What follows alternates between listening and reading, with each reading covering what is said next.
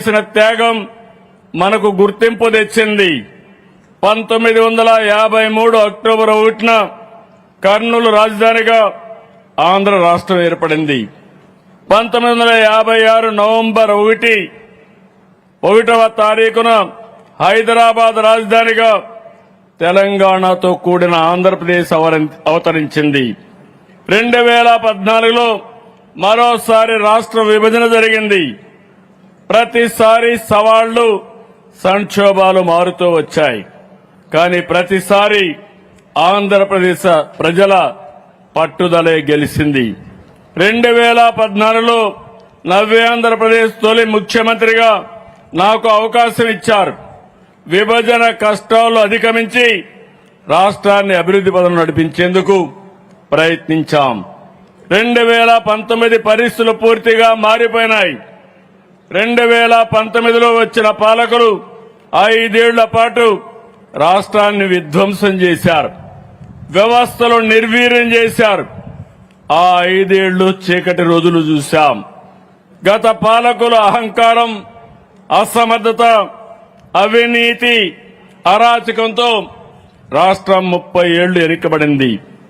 ఆర్థికంగా రాష్ట్రానికి కోలుకోలేని దెబ్బ తగిలింది. అలాంటి పరిస్థితిలో 2024 ఎన్నికలు వచ్చాయి. ఆ ఎన్నికల్లో నరేంద్ర మోడీ గారు, పవన్ కళ్యాణ్ గారు, నేను కలిసి కూటమిగా ప్రజల ముందుకొచ్చాం. ప్రజలు గెలవాలి, రాష్ట్రం నిలవాలని కోరాం. కూటమిపై నమ్మకంతో అఖండ విజయాన్ని అందించారు. 94% స్ట్రైక్ రేటుతో 57% ఓట్ షేర్తో చరిత్రలో నిలిచిపోయే తీర్పు ఇచ్చారు. ఆ తీర్పును అధికారంగా భావించలేదు. రాష్ట్ర పునర్నిర్మాణం కోసం ఇచ్చిన బాధ్యతగా తీసుకున్నాం. అందుకే పాలకులుగా కాదు, ప్రజలకు సేవకులుగా పనిచేస్తున్నాం. తొలి సంతకం నుంచి సంక్షేమానికి, అభివృద్ధికి, సుపరిపాలనకు అసలైన అర్థం చెప్పాం. 26 నెలల్లో ప్రజలకు మార్పు కనిపించేలా పనిచేశాం.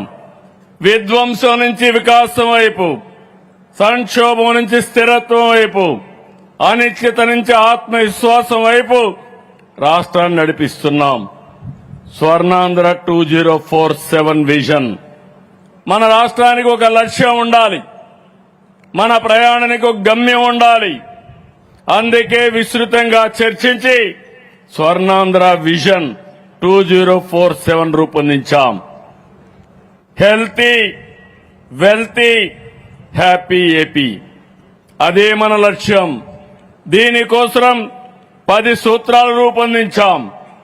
పేదరికం లేని సమాజం, ఉద్యోగ ఉపాధి కల్పన, నైపుణ్యం, మానవ వనరుల అభివృద్ధి, నీటి భద్రత, ఫార్మర్ అగ్రిటెక్, అంతర్జాతీయ స్థాయి లాజిస్టిక్స్, ఇంధన వనరుల సమర్థ వినియోగం, నాణ్యమైన ఉత్పత్తులు, స్వర్ణాంధ్ర, స్వచ్ఛాంధ్ర, డీప్ టెక్ అనే 10 సూత్రాలతో విజన్ సాకారం చేద్దాం.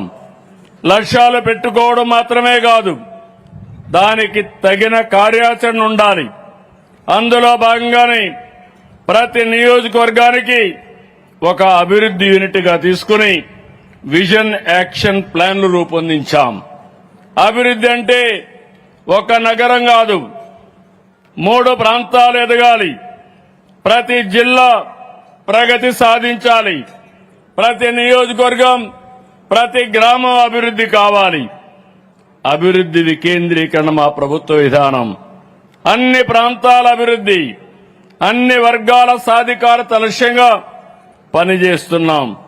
దీనికోసం విశాఖ, అమరావతి, తిరుపతి ఎకనామిక్ రీజియన్ల అభివృద్ధికి కార్యాచరణ ప్రణాళిక చేపట్టాం. నేడు అద్భుతమైన టెక్నాలజీ ఉంది, అపారమైన నాలెడ్జ్ ఉంది.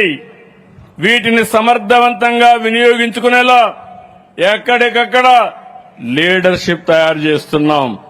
అప్పుడే అన్నింటా విజయం సాధ్యం. కేంద్ర సహకారంతో కొత్త ఊపిరి.